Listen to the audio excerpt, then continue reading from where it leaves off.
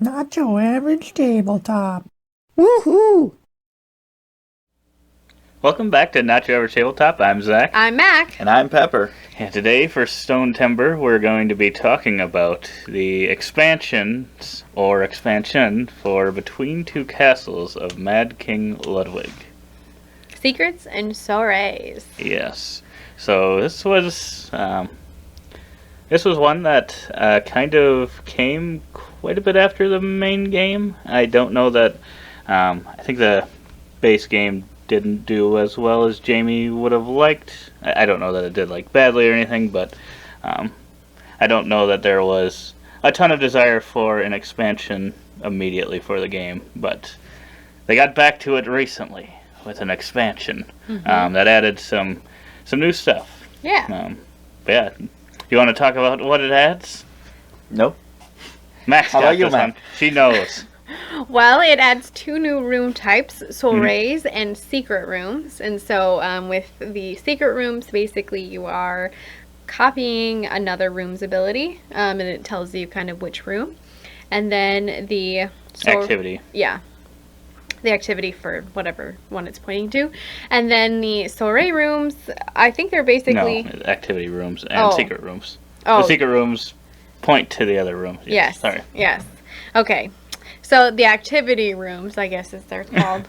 Yeah. But those are like music rooms. They're just different, and then they score for one above, below, side by side of it, and or it can score more points if you have it surrounded, or there's certain criteria on each by certain.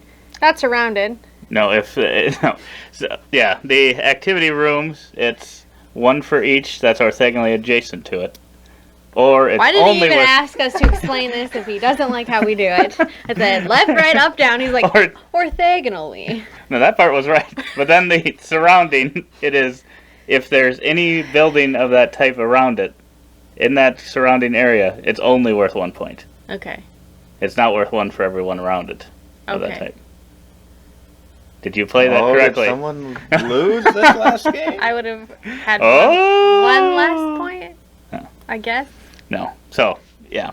So, yeah, just adds those two new room types. Yeah. Which, and then maybe some additional content as well. Some new scoring cards and some others. I think some of the main rooms from the base game as well. It added some ones that interact with the new rooms, kind of. But yeah, it's a smaller expansion, but it's one that's like just one of the add more of the same thing, I would think. Because I feel like those new rooms could have really been in the base game, and it wouldn't have added to the difficulty or changed it too much. Yep. But yeah, it also has the new container. If you've played Between Two Castles Mad King Ludwig, you know the box, the storage solution in the box is very solid. Stellar. And this new one adds another box that slides right in there perfectly, so you can fit it right in the base game box without any trouble, and it still is all stored really, really well. Which is also a really nice thing that they do, so that you don't have to carry the expansion box around. And I don't know if they were originally planning for that expansion, because they had that secondary box that wasn't the full size, or if it just happened to luck out that, maybe we can just use that other kind of half to make this new one. I'm not entirely sure on that, but yeah.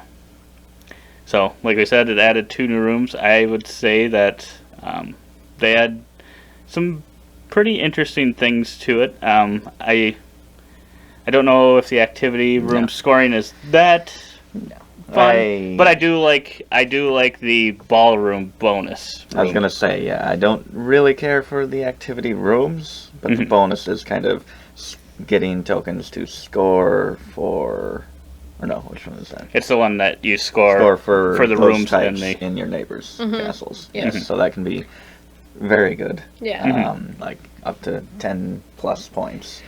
So I really like that bonus, but like you said, the scoring for the tiles themselves, not a big fan of. Yeah, I would say it's just not quite as interesting. Yeah. I guess what did you think of those, if you played them correctly? Wow.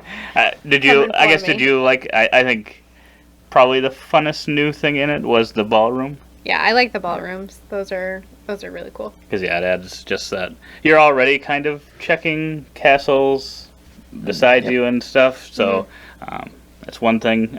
But then, yeah, that scoring off of the actual adjacent castle, I'm really surprised that there wasn't anything originally that did that in the base game. So Yeah. that one's really cool. And I think the secret rooms that duplicate a room right next to it is, Yeah. I think those can make for some pretty cool combos as well. Because those can kind of. Do they also get you another in that color to come Yeah. towards getting those bonuses? So even if you don't really get the tiles you need, maybe you can get one of those and score another good tile as well as get a bonus. So yeah, I find those a lot more interesting as well. But because they really just help you in multiple ways. I think so. Yeah, I would say those are really cool. Would you say that you would recommend this expansion? Is it needed? I don't think, like you said, it only adds a couple things. One of like the three things, not that great. But the other two parts I do enjoy quite a bit. But I think there is still probably enough variability in the base game to where I wouldn't say this is a must-have expansion.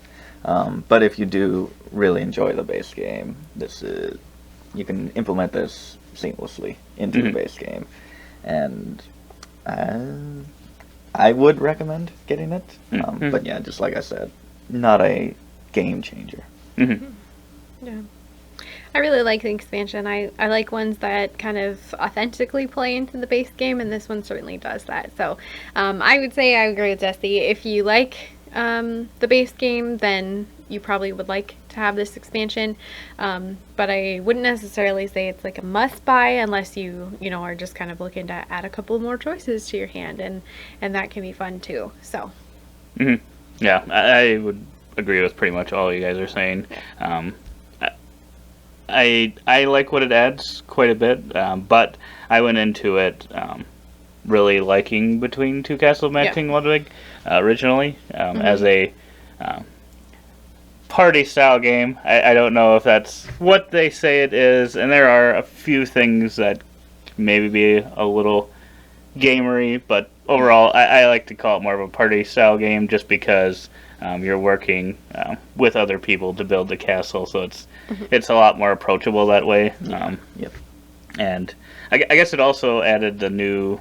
We haven't tried, I think, the solo part, but we did try this new King's whatever it was, where you're just actually building one castle in front of yourself. So you're picking a tile for your own, and then the person to your left on the first round, and then the person on your right with the second round, and then you're just building your own castle and trying to score it the highest possible. I guess, what did you guys think of that? We just tried that once, but yeah, I feel like that was fun. It was interesting because I had a couple of ballrooms that scored me for like food rooms, and so I was like, well, I'll just start throwing food rooms to the left or the right. But in like the game where you would have two castles, you have to be careful of what you're throwing the other castles because it might not. You want both of your castles to score high, so you could be sabotaging yourself if you do that. But in this game, it was like, I'll just keep throwing them the yellows. Like, I don't care if they get the bonus or whatever, because the more they have in there, the better it helps me. So yeah, that makes sense for sure. Yeah, so I thought that was an interesting dynamic after playing it like with two castles every other time. So Yeah, playing like that, I didn't get a ballroom in that last game, but that is a good thing that you can actually pretty much score yourself points by what you give your opponents. And it does remove some of the thinkiness, as you're not looking at two tiles or two castles and trying to balance them and trying to see what's best here and what's best here. You can kind of remove a little bit of that while still keeping an eye, but really just thinking about that one castle. Right. Yeah. Yeah, I would agree. I really liked that version of the game as well because, I felt like I would kind of look at both my neighbors. But I don't know that. I was mainly just looking at how many of each room they had and would typically just throw on one that they didn't have a lot of. So I don't know that I was like, what is that exact thing that they're scoring? But it was funny how you threw me something right away, and based on the one that I took, there was no way for me to make mine good while not pretty much taking away 2 of my possible points for my throne room. So you immediately did that to me. You didn't do it on purpose. I know. But that was just part of me. But I don't know. I don't know that I actually had an option of one of the 2, so there was really nothing I could do with the one that I drafted. But, yeah, I really like the expansion, but like I said, I really like the base game. So if you really like it, this one will add more of what you really like. If you're already not the biggest fan or kind of in the middle on it, I don't think that this is going to change your mind on it. So, yeah. That's Between Two Castles of Mad King Ludwig, Secrets and Soirees. What is with Stonemeyer? Secrets and Soirees, Plans and Ploys, Arts and Architecture. Hey, they really like that. Those play on words. I guess they could have said Secrets and Activities. I don't know if that would have worked as well, but they could have done it. Or Activities and Secrets. Secret Activities. Secret Activities. Oh boy. But yeah, if you want to check out our other Stone Timber videos, definitely go to our channel and check those out. But otherwise, we hope to see you on the next video. And as always, don't forget to Keep on nibbling on our content.